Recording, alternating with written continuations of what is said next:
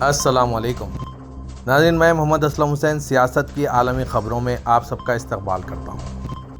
اقوام متحدہ کے سیکریٹری جنرل اینٹونی گٹرس نے کہا ہے کہ ہم غزہ کی موجودہ صورتحال کو جاری رہنے اور جو کچھ یہاں دیکھا ہے اسے لبنان میں دہرائے جانے کی اجازت نہیں دیں گے۔ اینٹونی گٹرس نے 7 اکتوبر سے غزہ میں ہو رہی پیش رفت کے بارے میں ایک پریس کو بیان دیا۔ تمام یرغمالیوں کی رہائی کا مطالبہ کرتے ہوئے انہوں نے کہا کوئی بھی چیز شہریوں کے قتل، زخمی، اغوا یا شہریوں کے خلاف راکٹ داغنے کا جواز نہیں بن سکتی۔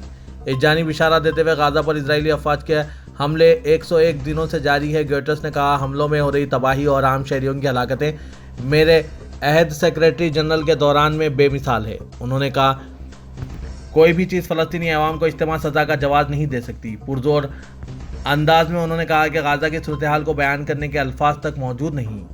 غزہ میں کوئی بھی جگہ محفوظ نہ ہونے اور کسی کے بھی تحفظ میں نہ ہونے کا ذکر کرنے والے اینٹونی گٹرس نے کہا کہ مجھے غزہ میں بین الاقوامی انسانی قانون کی کھلے عام خلاف ورزیوں پر گہری تشویش لاحق ہے۔ انہوں نے اس بات پر زور دیا کہ سیکورٹی کو یقینی بنانا مؤثر انسانی امداد کی فراہمی کے لیے شرطیہ ہے۔ فریقین کو بین الاقوامی انسانی قانون کا احترام کرنا چاہیے، شہریوں کی حفاظت کرنی چاہیے اور اس بات کو یقینی بنانا چاہیے کہ ان کی ضروریات پوری ہو۔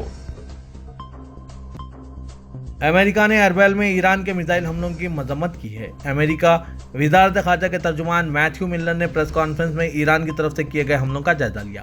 ملر نے کہا کہ امریکہ اربیل میں ایرانی حملوں کی بھرپور مذمت کرتا ہے اور حملوں میں ہلاک ہونے والوں کے کنبوں سے اظہار تعزیت کرتا ہے۔ انہوں نے عراقی حکومت کے ساتھ اور عراقی علاقائی کرد انتظامیہ کے ساتھ امریکی تعاون کی طرف توجہ مبذول کروائی اور کہا کہ ایران کے حملوں نے عراق کے استحکام کی نقصان پہنچانے کی کوشش کی اور ہم ان حملوں کی سختی سے مخالفت کرتے ہیں۔ وائٹ ہاؤس نے جاری کردہ بیان میں کہا ہے کہ کل شام کے وقت عراقی علاقائی کرد انتظامیہ اور شام کے شمال میں ایران کی طرف سے کیے گئے میزائل حملوں میں کسی امریکی اہلکار اور کسی امریکی تنصیب کو نشانہ نہیں بنایا گیا۔ امریکہ قومی سلامتی کونسل کے ترجمان ایڈریسن واٹسن نے کہا ہے کہ امریکہ اعلیٰ سطحی عراقی حکام کے ساتھ ساتھ عراقی علاقائی کرد انتظامیہ کے حکام کے ساتھ بھی رابطے میں ہیں۔ ایران کا دعویٰ ہے کہ یہ حملے کرمان اور راسک کے داعش دہشت گردوں کے حملوں کا جواب ہے۔ امریکی فضائیہ میں سیکنڈ لیفٹیننٹ کے عہدے پر تعینات میڈیسن مارش نے مس امریکہ کا تاج سر پر سجا لیا۔ غیر ملکی میڈیا کے مطابق 22 سالہ میڈیسن مارش پبلک پالیسی پروگرام میں ماسٹرز کی تعلیم بھی حاصل کر رہی ہے۔ وہ ڈیوٹی پر ہوتے ہوئے پہلی مرتبہ نیشنل ایوارڈ حاصل کرنے والی پہلی خاتون بن چکی ہے۔ رپورٹس کے مطابق گزشتہ روز امریکی ریاست فلوریڈا میں مس امریکہ کے ہوئے مقابلوں میں میڈیسن مارش نے خوبصورت ترین امریکی خاتون کا تاج اپنے پر سجایا۔ غیر ملکی میڈیا کے مطابق میڈیسن مارش کا تعلق امریکی ریاست کولوراڈو سے ہے، جبکہ اس مقابلے میں ٹیکساس سے تعلق رکھنے والی ایلی بریوکس دوسرے نمبر پر آئی۔ اسرائیلی وزیر دفاع یوآو گیلنٹ کا اپنے ایک بیان میں کہنا تھا کہ جنوبی غزہ میں جاری فوجی آپریشن خاتمے کے قریب ہے۔ بین الاقوامی خبررساں ادارے کی رپورٹ کے مطابق اسرائیلی وزیر دفاع نے کہا کہ جنگ کے خاتمے کے بعد غزہ کی قیادت فلسطینی کریں گے۔ اسرائیلی وزیر دفاع یوآو گیلنٹ نے کہا کہ غزہ میں فلسطینی رہتے ہیں، اسی لیے مستقبل میں فلسطینی ہی اس پر حکومت کریں گے۔ دوسری جانب اسرائیل نے غزہ سے 36ویں ڈویژن واپس بلا لی۔ یہ ڈویژن غزہ میں لڑنے والے 4 فوجی ڈویژنوں میں سے ایک ہے، جبکہ باقی 3 ڈویژن انکلیو میں رہیں گے۔ 36ویں ڈویژن آرام اور تربیت کے لیے اسرائیل واپس آنیں گے، اس سے پہلے کہ یہ فیصلہ کیا جائے گا کہ آیا اسے دوبارہ تعینات کیا جائے گا۔ اس ڈویژن نے شمالی غزہ میں کام کیا ہے، جو اسرائیل کی شدید ترین بمباری کا منظر پیش کیا ہے، جہاں ہزاروں فلسطینی شہید ہوئے ہیں۔ اسرائیلی میڈیا نے ڈویژن میں اسرائیلی فوجیوں کے انخلاء کا جشن مناتے ہوئے فوٹیج شیئر کی۔ اسرائیل کی جانب سے یہ اقدام ایسے وقت سامنے آیا ہے جب اس کے اہم اتحادی امریکہ کی جانب سے دباؤ ڈالا گیا ہے کہ وہ جنگ کو کم شدت کی لڑائی میں بدل دیں۔ غزہ پر اسرائیل کے دہشت گردانہ اور بزدلانہ حملوں میں اب تک 24,285 فلسطینی جاں بحق ہو چکے ہیں۔ غزہ کے فلسطینی امور صحت کے مطابق غزہ پر اسرائیلی حملوں کے 102 روز پورے ہو چکے ہیں۔ حالیہ 24 گھنٹوں میں 185 فلسطینی مزید جاں بحق اور 320 زخمی ہوئے ہیں۔ اس کے نتیجے میں اب تک مجموعی طور پر 24,285 فلسطینی جاں بحق اور 61,154 زخمی ہو چکے ہیں۔ حکام کا کہنا ہے کہ زخمیوں میں سے بعض تاحال ملبے تلے دبے ہوئے ہیں یا سڑکوں کے کنارے موجود ہیں، جن تک رسائی میں مشکل پیش آ رہی ہے۔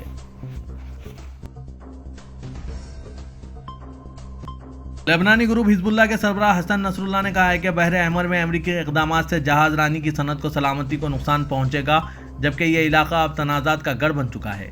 غیر ملکی خبررساں ادارے کی رپورٹ کے مطابق حسن نصر اللہ نے ٹیلی ویژن پر نشر ہوئی ایک تقریر میں کہا کہ امریکہ کو یہ بات سمجھنی چاہیے کہ بحر احمر، لبنان، عراق اور یمن کی سلامتی ایک ہی چیز سے منسلک ہے، اور وہ ہے गाजा में जंग का खात्मा। उन्होंने मजीद कहा कि अलामतों का इलाज करने के बजाय इसकी वजह का इलाज करना चाहिए। हसन नसरुल्लाह ने कहा कि अगर अमेरिका ये सोचता है कि हवसी बहरे अहमर में इसराइल का मुकाबला करना छोड़ देंगे तो वो गलती पर है। उन्होंने कहा कि ज़्यादा खतरनाक बात यह है कि अमेरिकियों ने बहरे अहमर में जो इक़दाम किए इससे समंदर में सफ़र करने वाले तमाम जहाज़ों के तहफ़्फ़ुज़ को नुकसान पहुँचेगा। यहाँ तक कि वो बहरी जहाज़ भी जो फ़लस्तीन और इजराइल नहीं जा रहे हैं, जिनका इस तनाज़े से कोई ताल्लुक़ नहीं है। उन्होंने कहा कि तनाज़े की वजह से समंदर जंग मिसाइलों, ड्रोन्स और जंगी जहाज़ों का थिएटर बन चुका है।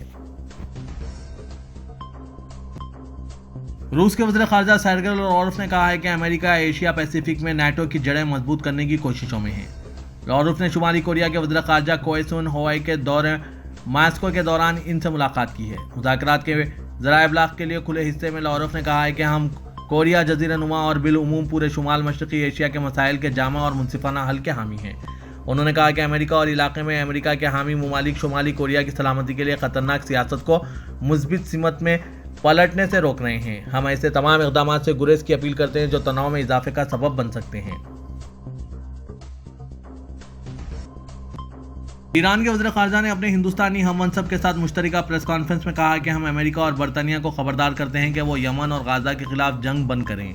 मेहर न्यूज़ के रिपोर्टर के मुताबिक हुसैन अमीर अब्दुल्लाहियान ने हिंदुस्तान के वज़ीर ख़ारजा जयशंकर के साथ एक प्रेस कॉन्फ्रेंस में कहा कि देरीना दोस्त और काबिल एतमाद शराकतदार होने के नाते हमने दोनों ममालिक के मफादात के मुताबिक अहम बातचीत की है, जिसमें दो तरफ़ा और कसीर जहती तनाजुर में शुमाल जनूब ट्रांजिट रूट की तरक्की पर जोर दिया गया। ईरानी वज़ीर ख़ारजा ने कहा कि दोनों ममालिक के सदूर ने ब्रिक्स इजलास में अपनी आखिरी मुलाकात में मुआहदे किए थे। हमने ताउन को बढ़ाने के लिए दोनों हुकूमतों की ख्वाहिश पर जोर दिया और मौजूदा ताल्लुकात और बाज़ मुआहदों पर अमल दरामद की राह में हायल रुकावटों का जायजा लिया।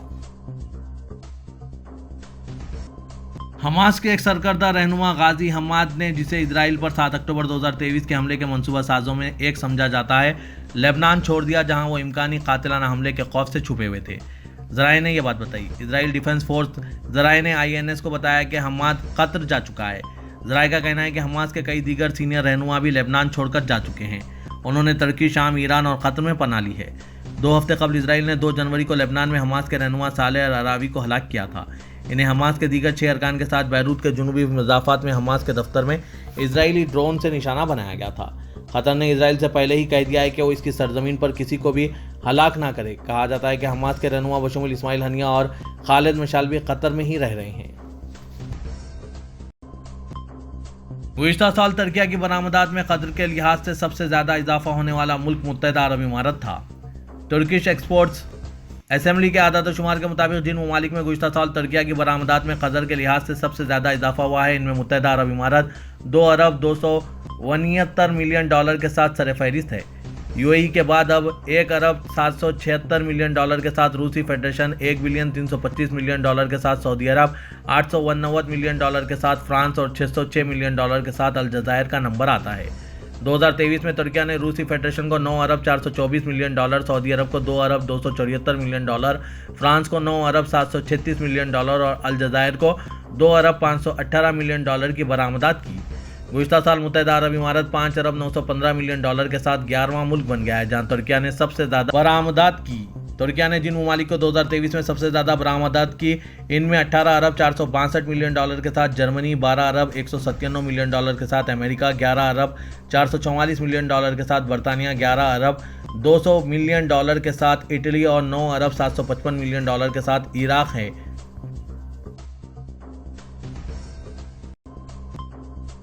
दुनिया भर के मुसलमान मार्च के महीने में रमज़ान मुबारक का इस्तकबाल करेंगे। ताहम इस साल अरब ममालिक में रमज़ान मुबारक 26 साल के बाद सर्दियों में आ रहा है। सबक वेबसाइट के मुताबिक फल्की हिसाब से सऊदी अरब में पहला रोज़ा 11 मार्च को होगा, जबकि मुल्क में मौसम सरमा 22 दिसंबर से शुरू हुआ और 20 मार्च तक रहेगा। माहिरीन का कहना है कि 2024 से रमज़ान मुबारक सर्दियों में आता रहेगा। ताहम इब्तदाई 2 साल तक रमज़ान का आखिरी हिस्सा मौसम बहार में होगा। इसके बाद 2031 तक रमज़ान मुबारक मौसम सरमा में होगा और फिर 8 साल तक यानी 2039 तक मौसम ख़ज़ा में आएगा। सऊदी काबीना ने सरकारी इदारों के मुलाजमीन के लिए ईद उल फित्र और ईद उल अज़हा की तातीलात में तरमीम की है। ईद उल फित्र और ईद उल अज़हा की ज़्यादा से ज़्यादा छुट्टी 5 दिन की होगी। सरकारी खबरसाना इदारे SPA के मुताबिक काबीना का इजलास आज मंगल को रियाद में शाह सलमान बिन अब्दुल अजीज़ की सदारत में मुनक्किद हुआ। کابینہ نے ان سرکاری اداروں کو جو تعطیلات کے حوالے سے اپنا خصوصی نظام مقرر کیے ہوئے ہیں ہدایت دی کہ وہ تعطیلات کے اپنے نظام میں ترمیم کریں۔ عید الفطر اور عید الاضحیٰ کی چھٹی کم سے کم 4 اور زیادہ سے زیادہ 5 دن ہوگی۔ اس پابندی میں ہفت روزہ تعطیلات شامل نہیں ہوگی۔ سعودی وزیر اطلاعات سلمان الدوسری نے اجلاس کے بعد ایس پی اے کو بتایا کہ کابینہ نے ملکی اور بین الاقوامی معاملات سے متعلق 15 قراردادیں جاری کی ہے۔ کابینہ نے علاقائی و بین الاقوامی حالات سے متعلق رپورٹوں کا جائزہ لینے کے بعد سعودی عرب کے غیر متزلزل موقف کا اعادہ کرتے ہوئے کہا کہ کشیدگی میں کمی لانا ہوگا، تشدد کا دائرہ پھیلنے سے روکنے کے لیے اقدامات کرنے ہوں گے تاکہ خطے میں سمیت پوری دنیا کو امن و امان پر پڑے برے اثرات سے بچایا جا سکے۔ کابینہ نے حج و عمرہ خدمات کانفرنس و نمائش کا کامیاب انعقاد پر وزارت حج و عمرے کی تعریف کی۔ سعودی کابینہ نے انڈیا کے ساتھ صنعت و معدنیات کے شعبے میں مفاہمتی یادداشت کا اختیار وزیر صنعت و معدنیات، جبکہ ترکیہ کے ساتھ سینٹرل بینک امور میں تعاون کی مفاہمت یادداشت کا اختیار سعودی سینٹرل بینک کے گورنر کو تفویض کیا ہے۔ اجلاس میں سعودی عرب میں ابوظہبی کمرشل بینک کو اپنی شاخ کھولنے کے لیے پرمٹ کی بھی منظوری دی گئی ہے۔ پاکستان پیپلز پارٹی کی رہنما آصفہ بھٹو زرداری سندھ کے چھوٹے بڑے شہروں کے بعد ملک کے سب سے بڑے شہر کراچی میں پیپلز پارٹی کی انتخابی مہم چلانے میدان میں اتر آئی ہے۔ ان کا کہنا ہے کہ 8 فروری پیپلز پارٹی کا دن ہوگا۔ ہماری طاقت یوتھ سے ہے جو بلاول کی صورت میں ایک نوجوان وزیر اعظم دیکھ رہے ہیں۔ بہتر صحت اور مفت تعلیم پیپلز پارٹی کے منشور کے اہم جز میں ہے۔ ہم چاہتے ہیں کہ مہنگائی کے ستانے پریشانی عوام کو زیادہ سے زیادہ ریلیف دیں۔ بلاول اگر اقتدار میں آئیں گے تو عوام کی خدمت کے اعلیٰ مثال قائم کریں گے۔ ان کے قدیم شہر ٹہٹا سے آصفہ بھٹو زرداری نے انتخابی مہم کا آغاز کیا۔